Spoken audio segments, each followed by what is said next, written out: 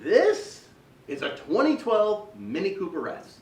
It's an amazing hot hatch with a 1.6 liter turbocharged 4-cylinder engine mounted to a manual 6-speed transmission. It's a lot of fun to drive, and today I'm going to review it and show you all of its quirks and features. But before I begin, big news! This Mini is currently for sale and will be soon auctioned live on carsandbids.com. So, after watching the video, click on the link in the description to head over to the live auction for this Mini, where you can bid on it and buy it at no reserve. Only on carsandbids.com, the #1 auction site for the modern day car enthusiast.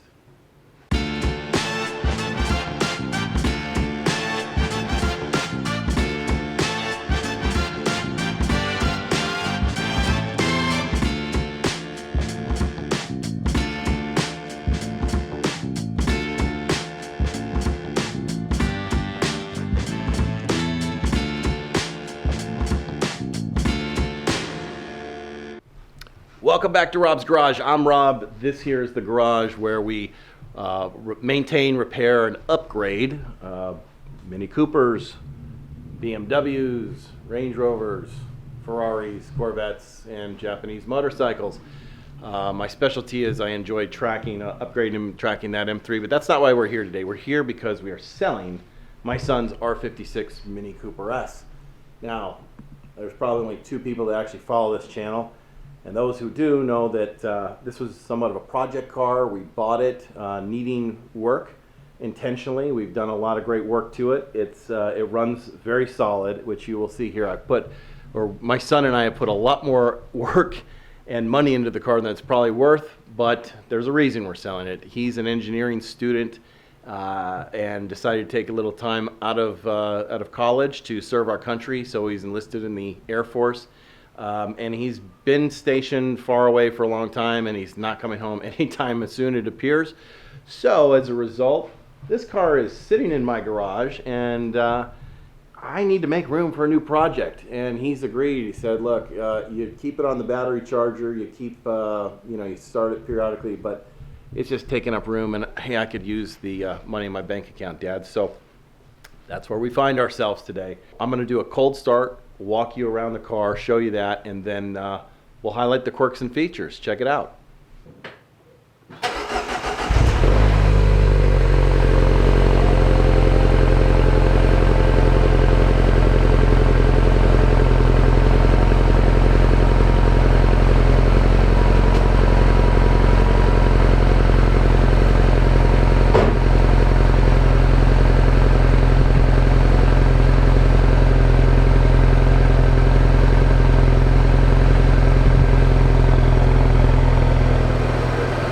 Okay, that is a cold start. Let's walk around this vehicle a bit. Body is in fairly good condition. I'd call it a good 10-footer. No major dents, dings, no rust. I will say there are some rock chips on the front, which my son is kind of lightly feathered in, repaired with some OEM paint, and there are, a couple scratches on the side. On this passenger door here, hard to see in this lighting, apologies, but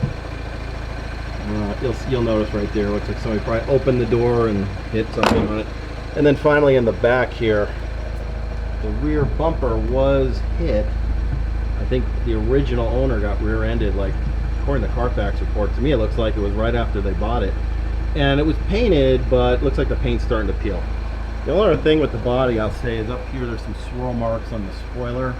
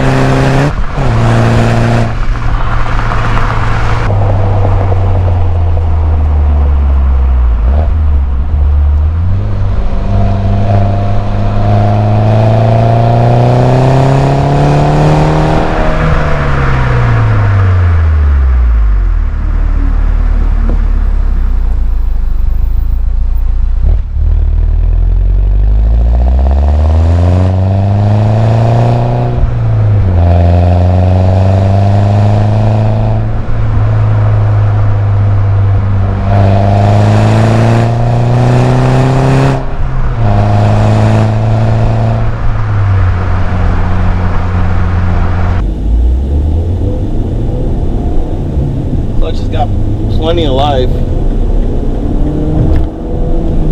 It feels brand new. I don't know how old it is, but it feels new.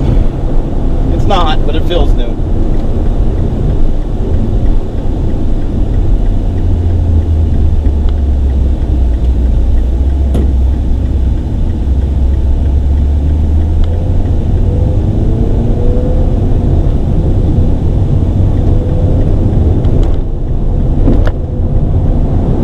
Bumpy roads right here, so listen to the suspension. Let me turn this down. Doesn't get much more bumpy than these roads.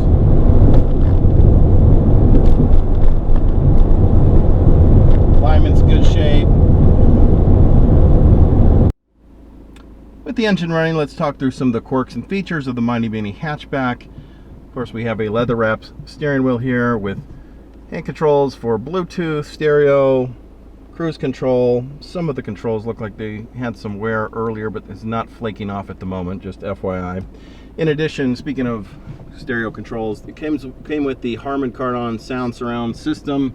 Up top there, there's speakers in the door panels.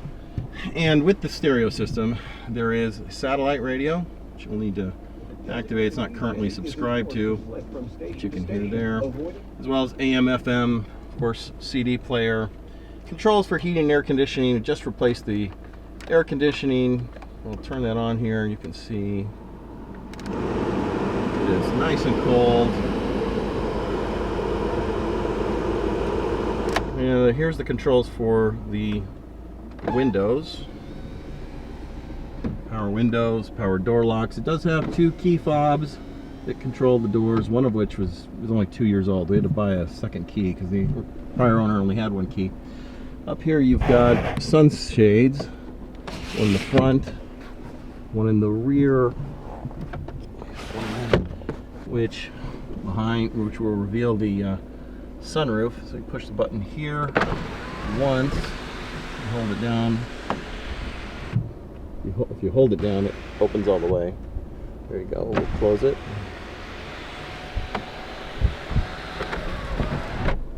But it does have an interim step. Just go like that. Okay. Next up, one of my favorite features is the glove box. Why? Because it's a dual glove box. One button opens the main glove box where we have the original owner's manual, all in great condition, as well as all the service records for the 13,000 miles that my son has owned it. We have put about, it's embarrassing to say, but we put about $10,000 in maintenance and repairs into this car. Obviously we will not get that back, but it just goes to show that we take the car maintenance and repair very seriously. We want to disclose a very good car to the new owner. But what I love about the glove box is this dual glove box up here. It's kind of a hidden compartment. You wouldn't know it if you didn't know it was there. So it's nothing stored at the moment, but kind of cool feature. Speaking of James Bond stuff, my son installed this funny missile launcher. All right, it's just a cover for the power outlet there, and it is inoperable, so it doesn't work at the moment. It just covers the power. The power is operable. The missile launcher is not.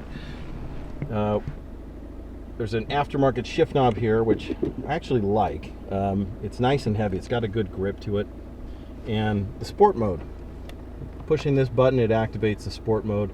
One last thing that I will show on the interior, or in the front of the interior before we get to the back, is let's put the windows up here for a moment.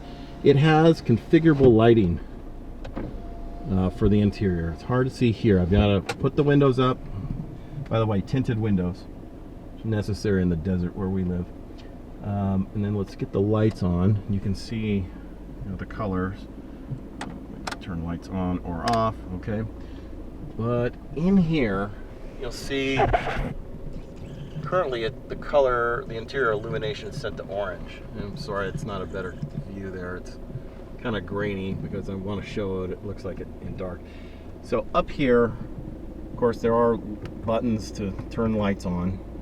Interior lighting, okay, but there's also this button here that changes the color of the interior lighting. You'll see it go to yellow, green, get a better dark green, blue, purple, like a red, so you can see changes back to the yellow, orange. Okay, it's very simple to get to the back seat, just like that. This car has all-weather, a genuine Mini floor mats, so they're not even, it's not a WeatherTech or anything. It's actually from Mini. We purchased them about a year and a half ago, so they say Mini Cooper, got the Mini Cooper logo there. They're in great condition, a little dirty right now admittedly, but back here, the rear seat, it's not gotten a whole lot of use over the years, as you can tell. It's fairly good condition. In fact, the only thing with the interior that I find to be in bad shape is there's a tear, just one tear right here on the passenger seat. Aside from that, a little wear there, but that's like cool features is the ability to put the rear seats down and give you a little more storage for moving things. My son's used this feature a lot. There you go. Put the seats down and you can put more things back there. This is the cover, a bag for the car cover, which is relatively new. We purchased it not even 2 years ago, so that comes with the vehicle. And in here we've got the original toolkit. I believe everything is still there. It came stock, including the tow hook, the jack, and so forth. So that's the remainder of the features on the interior. Let's take a look at the engine. My son is not a hot rodder. He doesn't drive this car hard like I drive cars on the track. So he has not done hardly any customization. The only thing we've got is a K&N air filter in there, which was cleaned about 13,000 miles ago.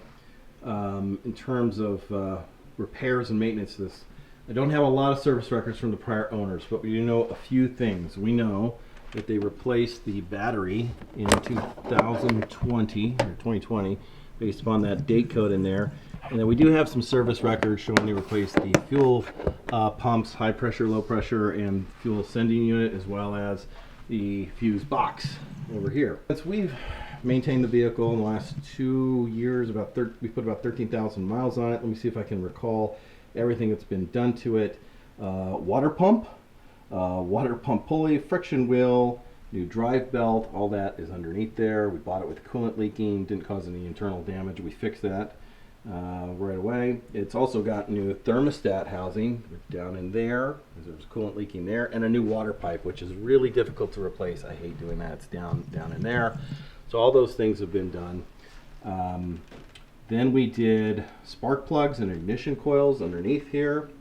Had a shop do the DMTL pump and a crankshaft seal. It's got a new drive belt. And then we did fuel injectors and seals, intake manifold gasket, cleaned the intake with, did a carbon cleaning on it. Got a new intake manifold gasket. Also a new belt tensioner up in there. You can see that belt tensioner. And the big project. You'll see this on a YouTube video. We did an oil cooler with the oil cooler gaskets, the oil filter housing gaskets. This was a big job. The auxiliary water pump to oil cooler hose. All these hoses that come off, these pipes here that come off of the turbo. We replaced them all since we were in there with new, it's the oil feed line to the turbo, new banjo bolts and washers, the oil return line, all of that, all done. And also while we're at it, we had to take the turbo off, so it's got new exhaust manifold gaskets, gasket, new turbo bolts, obviously flush coolant at that point. That was about 7,000 miles ago. And recently placed the turbo inlet pipe that developed a crack, so that's a new pipe there. And new valve cover gasket. You'll see that on a YouTube video as well. So it's got a new valve cover gasket because, or not just gasket, but valve cover, because it's got an integrated PCV valve. And so if that goes, you generally have to replace the valve cover. It's got a brand new air or AC compressor. So it was blowing cold air, but something was happening with the compressor, making noise. And I nearly forgot that the tires are relatively new, only less than 3,000 miles or so on them.